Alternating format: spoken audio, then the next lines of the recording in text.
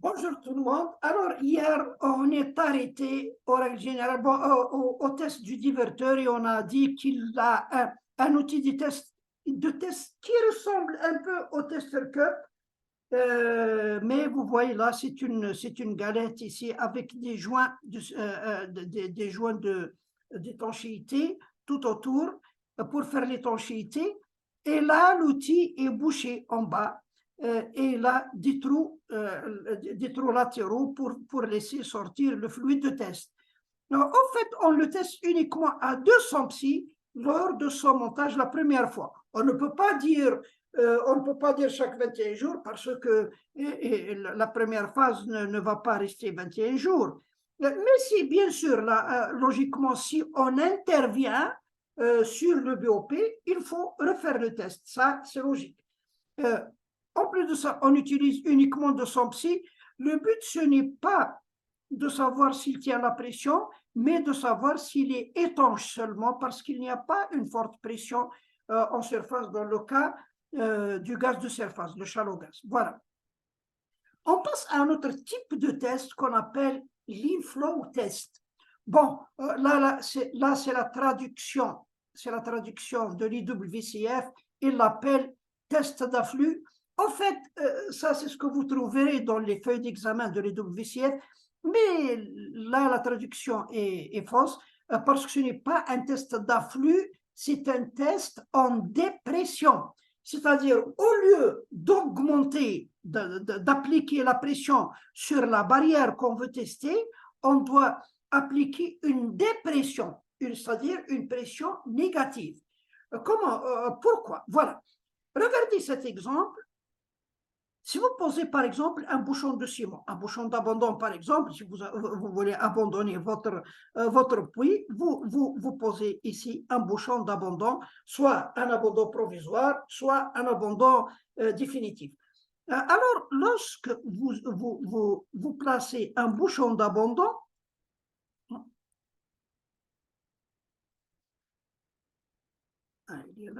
bon, lorsque vous posez un bouchon d'abandon, son but ou son rôle, c'est quoi? C'est d'empêcher, si vous avez un réservoir en bas, c'est d'empêcher qu'il y ait une venue prochainement, c'est-à-dire au cours de la durée du vie de ce puits. Donc, c'est possible qu'il y ait du gaz qui va sortir et va remonter jusqu'en surface. Alors, pour éviter que le gaz passe, on doit lui barrer la route et mettre plusieurs bouchons. Ça dépend de la configuration du puits, la profondeur et tout ça, mais on va mettre soit 10 bouchons de ciment, soit un cement retainer, soit un bridge plug, soit n'importe quoi, de toute façon, une barrière pour empêcher le gaz de remonter. Donc, cette barrière, son rôle est d'empêcher le gaz qui va venir d'en bas. Donc, puisqu'elle doit travailler dans le sens de l'écoulement, le sens de l'écoulement, c'est du bas vers le haut. C'est ça le sens de l'écoulement. Donc, il ne faut pas le tester par le haut, ça ne sert à rien, il faut le tester par le bas. Parce qu'avant, on le testait par le haut. On fait deux tests. Il y a ce qu'on appelle un test de pression et un test de compression. Qu'est-ce que ça veut dire? Le test en pression, une fois que le ciment est séché, alors qu'est-ce qu'on fait? On descend l'outil et on pose un certain poids sur le bouchon pour voir s'il est retenu sur place ou bien il va glisser vers le bas. Ça, c'est le test en compression. Une fois qu'on est sûr qu'il est bien en place, il ne glisse pas vers le bas, à ce moment-là, on ferme le BOP et on augmente la pression pour appliquer une pression dans ce sens pour voir s'il est étanche ou non. Et les deux tests ne veulent absolument rien dire parce qu'on n'a jamais eu un test négatif, parce que tout simplement, on ne peut pas avoir de test négatif. Pourquoi? Là, le bouchon est posé sur la boue. Si vous mettez du poids au-dessus, il ne peut pas descendre, même s'il est totalement cassé, il ne peut pas descendre parce qu'il doit évacuer la boue et la boue aura des difficultés à s'évacuer des deux côtés, alors il ne peut pas glisser vers le bas, même s'il n'est pas bien ancré dans les parois du puits. Donc, c'est un faux test. La deuxième, le test en pression, aussi est un faux test parce qu'on pompe dans ce sens. Supposons que le bouchon est totalement détruit, c'est-à-dire il n'est pas étanche du tout. La boue va passer ici. Mais où va-t-elle passer? Parce qu'il y a ici, c'est rempli de boue. Si vous envoyez la boue sous pression, elle doit pousser la boue et cette boue doit se déplacer ailleurs. Mais où va-t-elle se déplacer? Elle ne peut se déplacer que si vous avez une zone à perte ou bien vous fracturez. Alors que la pression de test ne va pas jusqu'à la pression de perte ou de fracturation. Donc, on aura un test positif, même si le bouchon est totalement détérioré. Donc ces deux tests sont faux. Le test, il faut le faire depuis le bas vers le haut. Mais seulement, comment le faire? On ne peut pas descendre une pompe Sprague ici et pomper dans ce sens pour voir s'il est étanche ou non. Alors, comment on fait? Au lieu de faire un test en pression, on fait un test en dépression, inflow test et non pas pressure test. Voilà pourquoi on l'appelle le test en dépression. C'est-à-dire, en quelque sorte, appliquer une pression négative. Comment on le fait? Vous avez un réservoir ici. Et lui, là, il va barrer le passage devant le gaz. Si on a une venue, il empêche le gaz de remonter en surface. Alors, comment on va tester ce bouchon s'il est bon ou non? Il faut tout simplement réduire la pression hydrostatique ici. Pourquoi? Parce que supposez qu'il est totalement détruit, il est totalement fissuré, il n'est pas étanche du tout. Qu'est-ce qui retient le gaz dans le réservoir? C'est la pression hydrostatique ici. Puisque lui, il ne peut pas tenir, il n'est pas étanche, donc c'est la pression hydrostatique. Alors, pour savoir si c'est la pression hydrostatique qui maintient le réservoir ou bien le bouchon de ciment, on va créer une venue, c'est-à-dire réduire la pression hydrostatique. Lorsqu'on réduit la pression hydrostatique, on va avoir une venue. Alors, si le bouchon est étanche, il va retenir la venue. Il n'y aurait pas de venue parce que là, c'est le bouchon qui retient le réservoir. Donc, on va réduire la pression hydrostatique et on va voir s'il y a un retour. Et s'il y a un retour, c'est-à-dire que le bouchon ne tient pas, mais si en réduisant la pression hydrostatique, rien ne se passe, il n'y a pas de retour, donc le bouchon est en bon état, il est étanche. Voilà donc le test d'afflux. Donc là, le test d'afflux ou le test en dépression, c'est pour, premièrement, tester un élément de barrière dans le sens de travail, dans son sens de travail, c'est-à-dire du réservoir vers l'eau. C'est ça le sens du travail. La deuxième des choses, si on ne peut pas appliquer une pression dans le sens de travail, on va appliquer une pression négative dans l'autre sens. C'est-à-dire, là, on pousse comme ça, là, on va tirer, c'est-à-dire, il faut créer une dépression et voir si le bouchon est étanche, il n'y aurait pas de venue. Si le bouchon n'est pas étanche, en créant la dépression, on va créer une venue. Alors, comment on fait? On descend un paquet de tests, voilà. Là, voilà comment on fait. On descend un paquet de tests. Un paquet, ici, avec une vanne de fond.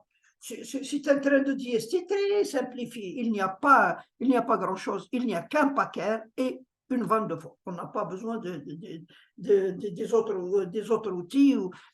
C'est tout ce dont on a besoin. Bien sûr, ici, c'est ouvert. Les tiges sont nues. Il n'y a pas de sabot ou autre. C'est pas, enfin, c'est pas quelque chose de compliqué. L'essentiel, c'est qu'on a un paquet pour fermer l'annulaire et on a une vanne pour ouvrir l'intérieur. Alors, on descend. Qu'est-ce qu'on fait lorsqu'on aura descendu jusqu'au top du bouchon? On va commencer par ancrer le paquet. Voilà. lorsqu'on ancre, on ancre le paquet avant tout. Alors, après, qu'est-ce qu'on va faire? On va ouvrir la vanne avant de fermer le BOP. Une fois que le paquet est ancré, on va ouvrir la vanne. Alors, là, attendez là, parce que j'ai oublié une chose, c'est que là, l'intérieur de la garniture n'est pas rempli de boue. Il y a la vanne ici, il n'y a qu'un petit bouchon d'eau, un tampon d'eau, pour éviter l'écrasement des tiges. Mais là, on peut même le remplir complètement avec de la boue légère. C'est-à-dire, le but, ce n'est pas, on ne va pas faire un DST. Le but, c'est de réduire la pression hydrostatique ici. Ça, là, c'est rempli de boue parce qu'on descend, la boue ne passe pas à partir de la vanne. Au-dessus de la vanne, on doit remplir avec un liquide plus léger pour avoir une pression inférieure à la pression de réservoir pour créer une venue. Donc, la partie supérieure, ou bien il y a un tampon d'eau, le tampon d'eau est obligatoire pour que la garniture ne s'écrase pas, ou bien on remplit avec de la boue légère, ou bien de l'eau, ou bien de toute façon, il faut avoir une pression hydrostatique ici inférieure à la pression de réservoir pour pouvoir créer une venue à l'intérieur. L'extérieur est protégé par le paquet, donc on n'aura pas de venue à l'extérieur, mais on aura une venue à l'intérieur. Alors, qu'est-ce qu'on fait? On commence par ancrer le paquet, puis on ouvre la vanne. Voilà. Alors, lorsqu'on ouvre la vanne, qu'est-ce qu'il va se passer? Normalement, qu'est-ce qu'il va se passer? La première des choses, le niveau dans l'espace annulaire, il faut le surveiller, mais si tout va bien, le niveau n'a aucune raison de chuter ou d'augmenter, ou bien de sortir. Là, donc, le niveau va rester tel qu'il est. La deuxième des choses, si le bouchon est étanche, de l'intérieur ici aussi, rien ne va se passer. Mais si l'intérieur sort, c'est-à-dire ce qui est à l'intérieur est poussé vers l'extérieur, c'est-à-dire que celui-là n'est pas étanche, c'est-à-dire qu'on a créé une venue. Donc, il faut rapidement fermer ici et contrôler votre venue. Bon, la suite ne nous concerne pas pour le moment. Donc voilà ce que cela veut dire. Mais il y a autre chose. Là, lorsque vous ancrez le paquet, vous commencez par ancrer le paquet, après vous allez ouvrir la vanne. Il y a des cas possibles. Supposez que vous avez bien ancré votre paquet, vous avez ouvert la vanne ici. Normalement, le niveau reste tel qu'il est. Mais supposez que le niveau chute. Au moment de l'ouverture de la vanne après ancrage du paquet, vous remarquez que le niveau chute. Qu'est-ce que cela veut dire? Cela veut dire que votre paquet n'est pas étanche. Il va y avoir un backflow, puisque la pression hydrostatique à l'extérieur est supérieure à celle à l'intérieur, donc il va y avoir un backflow, donc le niveau va chuter ici. Ce n'est pas dangereux si votre bouchon est étanche, ce n'est pas dangereux. Vous pouvez directement désancrer, réancrer, remplir votre espace annulaire et refaire. Mais si le paquet le bouchon n'est pas étanche, là, il faut immédiatement fermer le BOP parce que vous allez créer une venue, si ce n'est pas déjà fait. Bon, donc, si après avoir ancré le paquet, vous ouvrez la vanne de fond, vous remarquez qu'il y a une chute du niveau dans l'espace annulaire, cela veut dire que votre paquet n'est pas étanche, ou c'est ce qu'on appelle une fuite au paquet. Peut-être qu'il n'est pas bien ancré, peut-être que la zone d'ancrage n'est pas bien choisie parce qu'elle doit être quand même une zone bien faite pour faire étanchéité avec le paquet, ou bien votre paquet est endommagé. Mais dans tous les cas, au moment de l'ouverture, il faut bien surveiller l'espace annulaire. Bon, maintenant, si là, le niveau ne chute pas et vous remarquez, après avoir ouvert là, vous avez votre top drive qui est branché ici. On ne le fait pas comme ça, le top drive est branché ici. Alors là, lorsque vous ouvrez, normalement, vous devez lire une pression de 0 ici. Attendez, je crois que... Attendez, parce que là... oui, voilà. Vous allez lire 0 ici.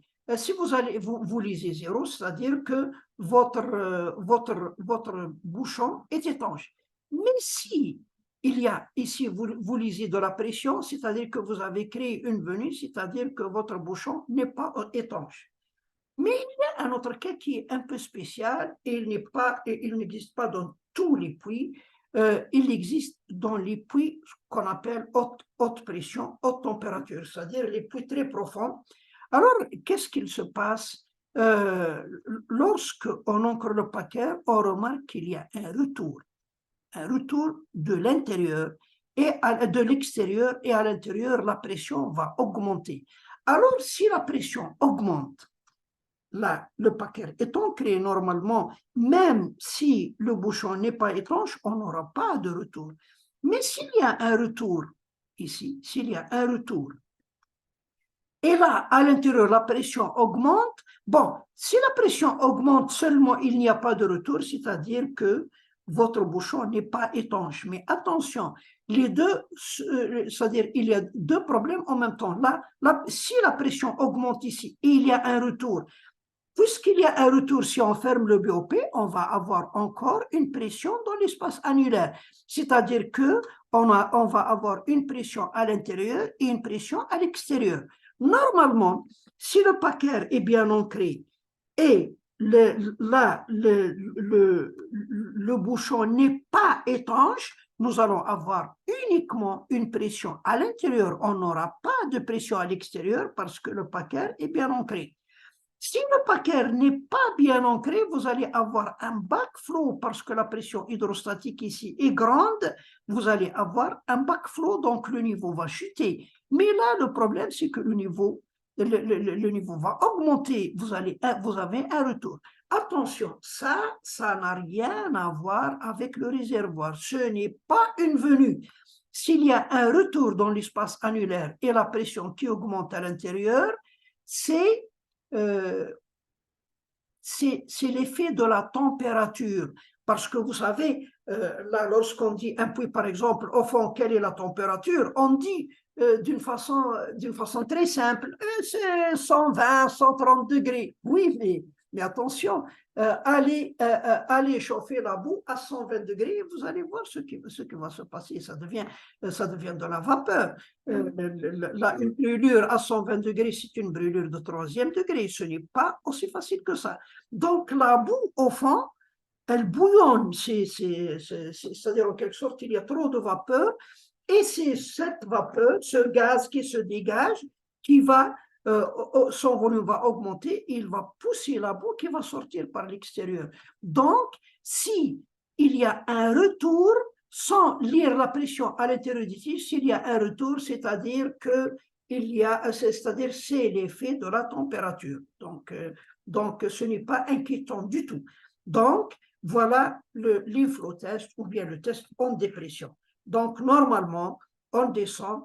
Lorsqu'on ancre le paquet, si une fois le paquet ancré, on ouvre la vanne, alors si le bouchon est étanche, rien ne va se passer. Rien ne va se passer à l'intérieur, ni à l'extérieur. Tout va rester stable. Si vous voyez que le niveau à l'extérieur chute, c'est-à-dire que votre paquet ne tient pas. Si le bouchon n'est pas étanche et vous ouvrez la vanne, eh ben, vous allez avoir le retour par l'intérieur de la gradure. Si c'est rempli de liquide et vous avez ici le top drive qui est monté, vous allez remarquer une augmentation de la pression qui va vous donner en quelque sorte PT1. Donc voilà le test d'afflux pour vous dire que votre barrière est bien étanche ou non. Attention, là, le test d'afflux, on ne le fait pas uniquement pour le bouchon de ciment, on le fait pour tout élément où on ne peut pas tester à l'amont, à l'aval. Si on ne peut pas tester à l'aval, on doit tester à l'amont. On ne peut pas tester à l'amont, alors on va à l'aval et on va créer une dépression. Parce que si vous testez à l'amont, avant la barrière, vous allez augmenter la pression. Si vous testez à l'arrière, vous allez diminuer la pression et voir si votre barrière tient ou non.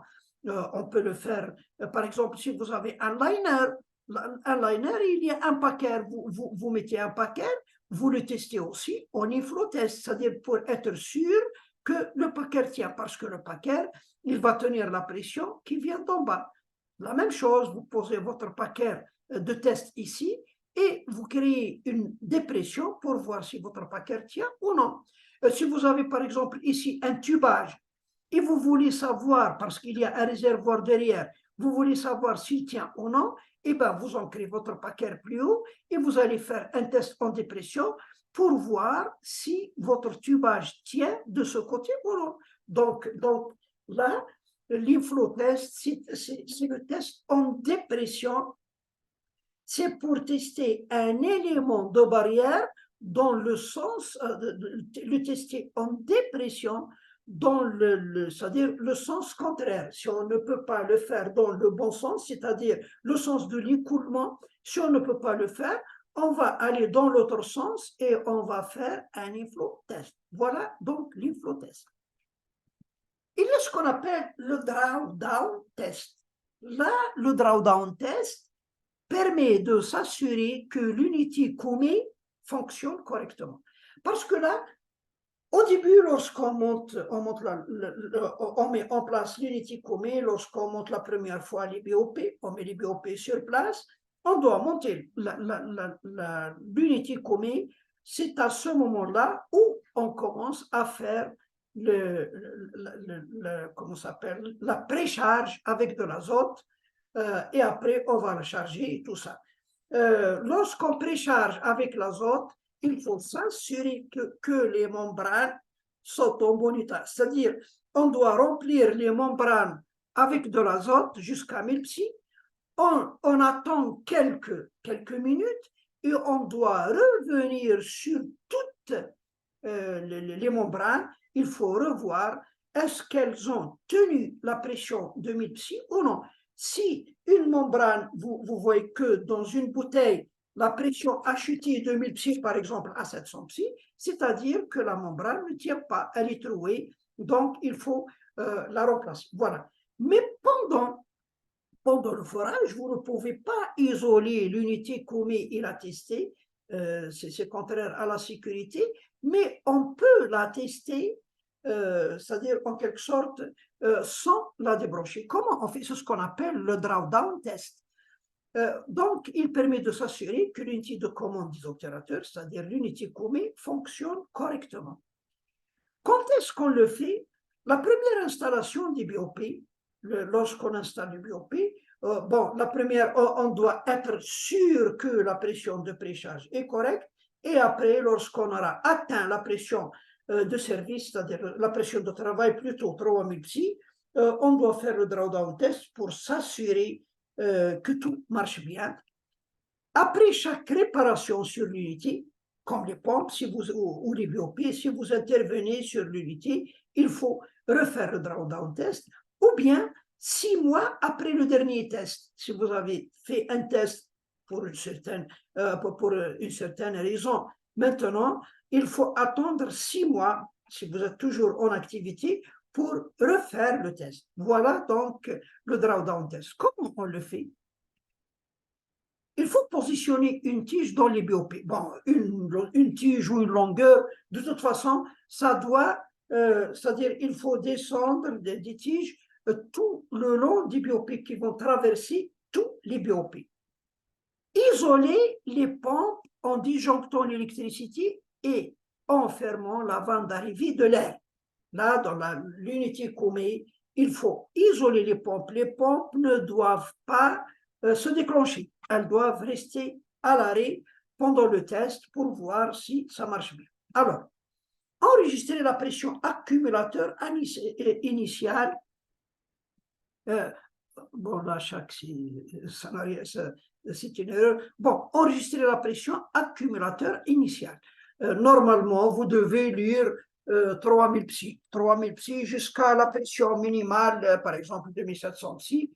Donc, vous devez lire une pression comprise entre 2700 psi et 3000 psi. Voilà ce que vous devez lire dans la pression accumulateur. Il faut l'enregistrer. Fermer individuellement un maximum de 4 pipe ramps et enregistrer le temps de fermeture de chaque. Donc, vous devez fermer individuellement au maximum 4 pipe ramps. Bon, de toute façon, vous pouvez fermer tous vos pipe ramps. Vous n'avez pas 4 pipe ramps. Le blind ramps, vous ne pouvez pas le fermer, donc vous fermez vos pipe ramps.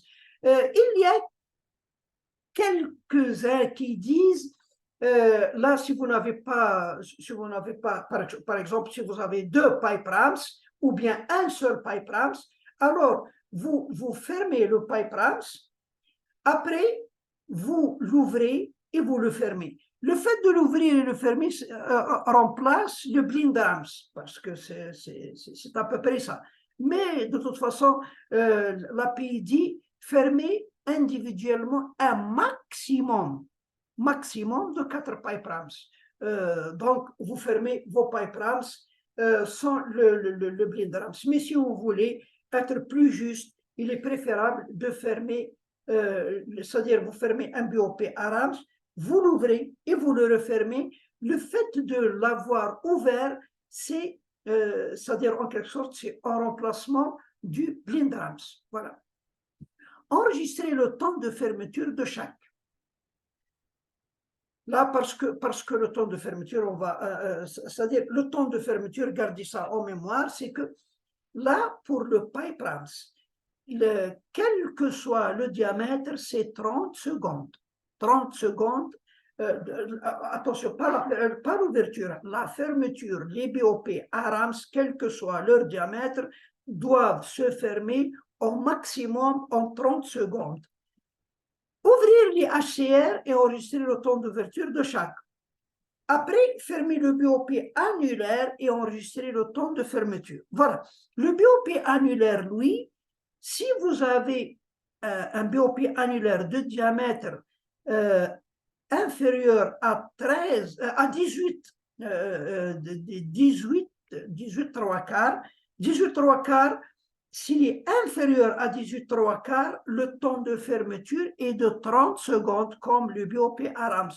Mais s'il est supérieur ou égal à 18 3 quarts, c'est 45 secondes. Donc, gardez ça en mémoire. Vous avez la dimension du BOP annulaire seulement, 18 3 quarts. Alors, si le BOP a un diamètre inférieur, exclusivement inférieur à 18 3 quarts, c'est 30 secondes. S'il est supérieur ou égal à 18 3 quarts, c'est 45 secondes. Voilà. Donc, qu'est-ce qu'on a fait? On a fermé tous les BOP et les HCR. Voilà, la fermeture seulement. Après, qu'est-ce que vous allez faire? Enregistrer la pression accumulateur finale. C'est ça notre résultat. Elle doit être au moins égale à la pression de précharge augmentée de 200 psi. Bon, dans notre cas, la plupart des rigs onshore, la pression de précharge 1000 psi. Alors, en ajoutant 200 psi, c'est-à-dire on doit trouver à la fin une pression au moins égale à 1200 psi. Là, on a isolé les pompes pour qu'elles ne fonctionnent pas. Alors, si on a fermé tous les BOP et les HCR dans le temps normal, comme je vous ai dit, les pipe ramps en 30 secondes, l'annulaire en 30 secondes s'il est inférieur à 13 3 quarts, s'il est supérieur, c'est 45 secondes, donc tout est correct. À la fin, on doit trouver une pression 1200 psi, donc tout est correct. Voilà le drawdown test. Il nous reste maintenant une petite chose, ce qu'on appelle les hydrates. C'est quoi les hydrates? quelquefois, lorsque vous faites un DST, par exemple, dans des puits à gaz, ou bien si vous avez une venue et vous contrôlez une venue de gaz, vous remarquez que toute la conduite ici est blanche, elle est givrée, c'est-à-dire elle devient très froide et elle est givrée. C'est quoi ça? C'est ce qu'on appelle les hydrates. C'est quoi les hydrates? Là, lorsque le gaz remonte, il contient des gouttelettes d'eau. Ce sont des paraffines, les gouttelettes d'eau. Tant qu'ils sont dans le puits, ces gouttelettes d'eau restent de l'eau liquide, mais arrivé en surface, qu'est-ce qu'il va y avoir en surface? Attention, avant l'éduse, dans la partie haute pression, qu'est-ce que nous avons ici? Nous sommes ici, c'est-à-dire dans la zone haute pression, donc ici c'est la haute pression, mais nous sommes en surface, donc c'est la basse température. Donc basse température, haute pression.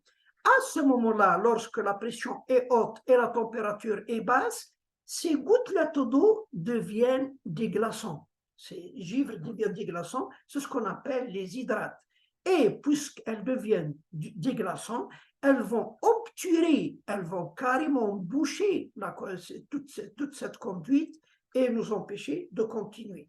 Alors, comment y remédier? Bon, si on le savait avant, c'est-à-dire nous savons que cette zone contient des hydrates, alors avant de faire quoi que ce soit, il faut circuler ce qu'on appelle le glycol. Le glycol, c'est un produit, en fait c'est quoi? Le glycol, c'est le liquide qu'on met dans les radiateurs des voitures lorsqu'il fait très froid, pour que ça ne givre pas à l'intérieur. Donc on utilise du glycol, on circule avec du glycol pour bien réchauffer cette partie, pour la préparer avant l'arrivée des paraffines pour ne pas former des hydrates. Si c'est trop tard, si c'est déjà fermé, c'est-à-dire l'intervention à la fin, la méthode curative, qu'est-ce qu'il faut utiliser? Il faut utiliser le méthanol. Carrément, on injecte du méthanol, il va, comment dirais-je, il va dégeler ces cristaux de glace et ça devient liquide et ça va déboucher les conduites. Voilà, j'arrête ici. Donc, je vous remercie et à demain.